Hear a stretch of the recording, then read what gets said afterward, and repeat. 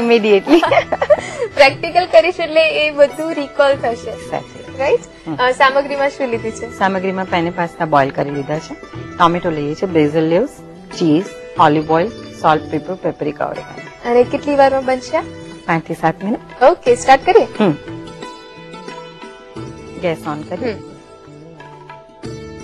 Pasta Italian dish છે એટલે obviously એમાં ઓઇલ જે છે આપણે ઓલિવ ઓઇલ જ લઈશું. ઓકે. 2 થી 3 ટેબલ સ્પૂન જેટલું ઓલિવ ઓઇલ લઈએ છીએ. આખા વીક દરમિયાન આપણે લગભગ એકદમ ઓથેન્ટિક જે સ્ટાઇલ છે સોસીસ કે પાસ્તાની એ દર્શકો સુધી પહોંચાડવાનો ટ્રાય કરીશું. તેલ ગરમ થાય એટલે એમાં ગાર્લિક, લસણ 1 ટીસ્પૂન જેટલું લઈશું. ચોપ લેવાનું છે.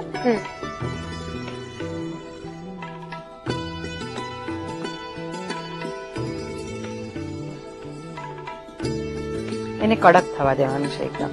ઓકે. કારણ કે આ સોસ જે છે એ ચંકીયર સોસ છે એટલા માટે. પાસ્તાના શેપ અને સોસની વાત કરી તો એમાં જે શેપ નો ઉપયોગ ક્યાં કયું કરવું એ પણ ઇમ્પોર્ટન્ટ છે. કયા સોસમાં કયા પ્રકારના પાસ્તા લેવા? એક્ઝેક્ટલી. એટલે સ્મોલ સાઇઝ જે પાસ્તા હોય છે યુઝ્યુઅલી એનો ઉપયોગ સૂપમાં થતો હોય છે. પછી એનાથી સહેજ મોટા મીડિયમ સાઇઝ આવે એનો સેલેડમાં ઉપયોગ થાય છે. પછી થીન પાસ્તા જે હોય લાઈક સ્પેગેટી તો એની સાથે ક્રીમી સોસ લેવાય છે. થીક હોય તો થીક સોસ લેવાય છે. પછી એ સિવાય શેલ પાસ્તા હોય તો એની અંદર ચંકીયર સોસ લેવાય છે. અથવા તો એની અંદર જે અંદર ફિલ કરી શકાય એ ટાઈપનું કંઈક સ્ટફિંગ લઈ શકાય. ટ્યુબ પાસ્તા હોય તો એમાં ફિલિંગ કરી શકાય એ રીતનો સોસ લેવાનો હોય છે. એટલે લાઈક અત્યારે આપણે ધારો કે પેની પાસ્તા લઈએ છીએ તો એમાં બહુ જ સોસ ના લેવાય, લિક્વિડ ના લેવાય, નહીં તો પાસ્તાની અંદર ભરાઈ જાય લિક્વિડ. તો તમે જયારે ખાવ ત્યારે પછી ડ્રીપ થાય, એવું ના થવું જોઈએ. ઓકે, ગાર્લિક એકદમ કડક થઈ ગયું છે. એની અંદર બ્રાઉન જ કરીએ છીએ. હા, એની અંદર ટોમેટો ઉમેરીશું. ફ્રેશલી ચોપ ટોમેટો છે. લગભગ 4 થી 5 ટામેટા લેવાના. અને એકદમ ઝીણા સમારેલા. હા, ઝીણા સમારેલા.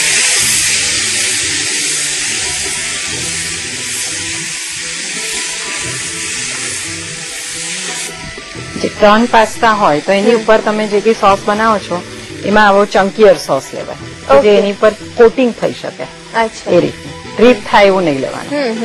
મેક્રોની જેવું હોય તો થીક સોસ લાઈક બેક ડીશમાં આપણે વાપરીએ છીએ. સ્પેગેટી હોય તો એના કરતા થોડોક પાતળો લેવાય સોસ.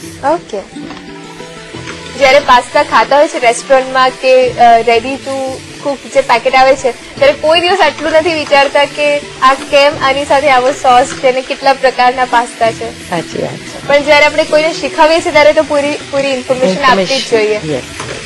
અને બનાવનારની પાસે તો થોડી ઇન્ફોર્મેશન હોવી જ જોઈએ. હા, સાચી વાત છે. હવે તો રેસ્ટોરન્ટમાં પણ ટ્રેન્ડ હોય છે. ઇફ યુ તમે જો શેફને બોલાવીને પૂછો તો એ તમને આખી recipe means recipe basically ingredient કે આમાં કયા ઇન્ગ્રેડિયન્ટ છે અને એનો કેવો ટેસ્ટ હશે એ તમને કહી શકે છે.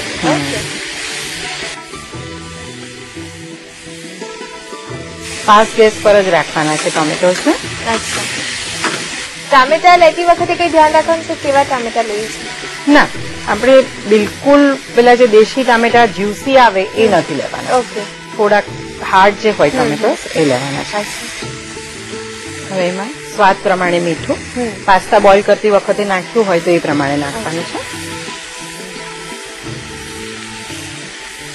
પેપરિકા 1 ચમચી, મરી અડધી ચમચી, ઓરેગાનો 1/2 ટીસ્પૂન. આ ના નાખો તો મિક્સ હર્બ જે ઇટાલિયન હર્બ્સ આવે છે એ પણ નાખી શકાય. અને અડધું ટીસ્પૂન જેટલી સુગર લઈએ છીએ. હવે હર્બ્સમાં પણ થોડું સ્પેસિફિક થવું પડે છે કે ના? હર્બ્સમાં તમને બહુ પર્ટિક્યુલર તમારી ચોઇસ એવું કંઈ ના હોય તો તમે મિક્સ હર્બ નાખી શકો છો. અથવા ઓરેગાનો એવી ફ્લેવર છે કે આપણી ઇન્ડિયન લોકોને ભાવે એવી હોય છે. હવે આની અંદર આપણે ચીઝ ઉમેરીશું. આમાં તમે સેડર ચીઝ પણ લઈ શકો, પ્રોસેસ ચીઝ પણ લઈ શકો, કુકિંગ ચીઝ લઈ શકો અને પાર્મેસન ચીઝ પણ લઈ શકો. ચીઝ કેટલી લઈએ છે? 3 ટેબલ સ્પૂન જેટલું. બોઇલ કરેલા પાસ્તા છે, પેની પાસ્તા એડ કરી દઈએ. બહુ લિક્વિડ સોસ કરીએ આપણે તો ટ્યુબની અંદર ફિલ થઈ જાય. ઓકે. તો ખાતી વખતે ફાવે નહીં તમને. અચ્છા, એટલે આમાં થોડું ક્રન્ચી રહે એવું જ રાખે ક્રન્ચી સોસ. અને પાસ્તાને બોઇલ કરતી વખતે શું ધ્યાન રાખી છે? કારણ કે જો એ બોઇલ કરવામાં પણ થોડી ચૂક થઈ જાય તો મજા નથી આવતી. એટલી બોઇલ કરવામાં બસ એ જ રીતે કે 6 ટાઈમ વોટર લેવાનું, સોલ્ટ, ઓઇલ, અને જયારે પાસ્તા ઉપર આવી જાય એટલે બોઇલ થઈ ગયા છે એવું સમજી લેવાનું અને ચાળણીમાં કાઢી લેવાના.